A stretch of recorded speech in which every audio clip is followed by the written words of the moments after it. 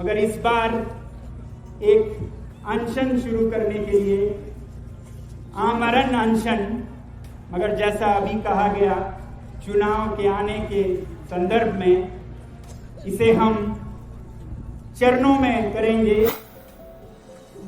आखिर ये लद्दाख में चल क्या रहा है? ये लोग आखिर सड़क पर उतरकर प्रोटेस्ट क्यों कर रहे हैं? कौन है सोनम वांगचुक जो इस प्रोटेस्ट में मेन लीड पर है? शुरू करते हैं इस वीडियो को इन सवालों को जानने के लिए। आज है 19 मार्च यानी सोनम वांगचुक सर के क्लाइमेक्स फास्ट का 14वां दिन। 6 मार्च को जब बातचीत के बाद भी सरकार ने लोगों की नहीं सुनी तो सोनम वांगचुक के साथ कई लोगों ने 31 दिनों के लिए -15 डिग्री टेम्परेचर में क्लाइमेक्स फास्ट पर बैठ गए।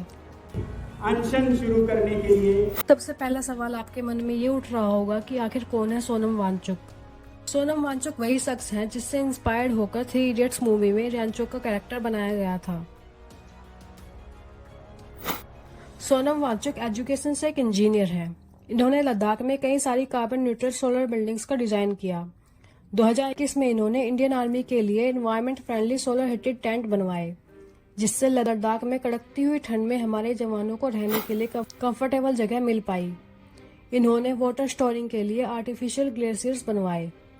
1988 में लद्दाख में स्कूल की स्थापना की।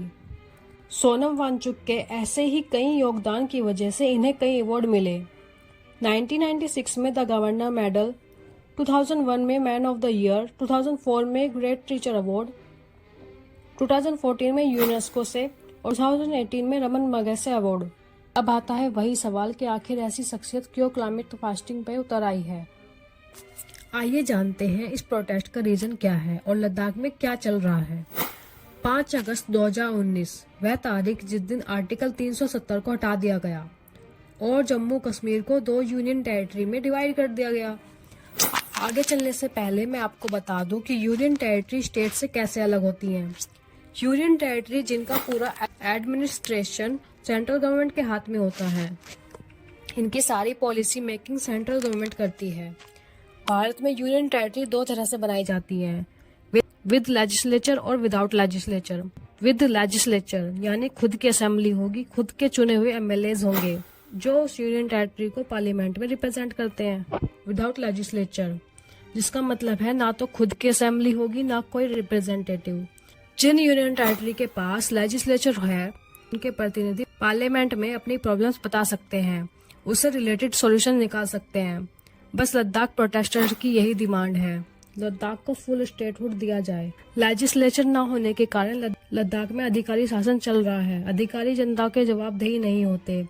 आर्टिकल 370 के हटने के बाद से प्राइवेट कंपनी लद्दाख में आकर इंफ्रास्ट्रक्चर बिल्ड करने लगी, टूरिस्ट प्लेस खोलने लगी, रेस्टोरेंट बनाने लगी। इससे वहाँ के इकोसिस्टम पर इफेक्ट पड़ रहा है। इसलिए वहाँ के लोग सड़कों पे उतरकर 6th शेड्यूल की डिमांड कर रहे हैं। आइए देखते हैं 6th शेड्यूल क्या कहता है। ट्राइबल एरियाज के एडमिनिस्ट्रेशन का प्रोविजन देता है। अब तक ये प्रोविजन 4 स्टेट के पास है, असम, मेघालय, त्रिपुरा और मिजोरम। ये शेड्यूल ट्राइबल्स को रवायत जिला परिषद और एक स्वायत्त क्षेत्रीय परिषद के माध्यम से विधायी और कार्यकारी शक्तियों का प्रयोग करने की क्षमता देता है।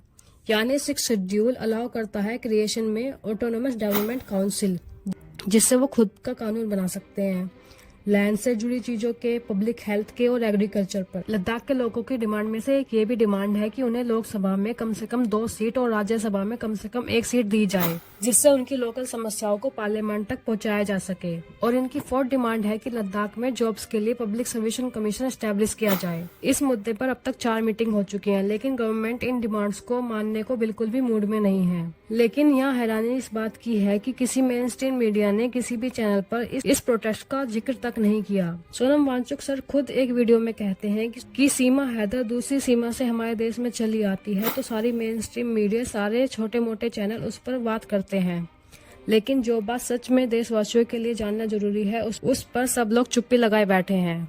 उम्मीद करते हैं कि हम लद्दाख के लोगों की बात आप तक पहुंचा पाए होंगे। अब आप लोग ही बताइए कि लद्दाख की ये डिमांड्स पूरी होनी चाहिए या नहीं। अगर आप लोग भी उनके साथ हैं तो इस वीडियो को ज्यादा से ज्यादा लोगों को शेयर करें, जिससे ये बात सरकार तक पहुंच जाए। इस वीडियो में बस इतना ही। धन्यवाद। It's called Ladakh. Today is my 13th day of climate fast under the open skies. Temperatures are -12 degrees. You can see the frost